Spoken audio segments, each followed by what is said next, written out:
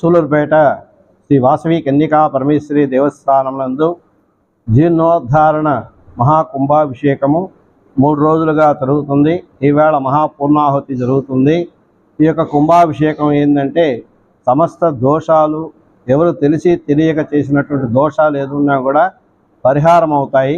ఈ కుంభజలం అమ్మవారికి ప్రాణప్రతిష్ఠ చేసేటప్పుడు మనం ముందుగా బాలాలయం చేసి, జీర్ణోద్ధారణప్పుడు బాలాలయం చేసి ఆ అమ్మవారి శక్తిని తిరిగి ఆ స్థిరబింబంలో పంపించేటప్పుడు కుంభాభిషేకం చేస్తాము.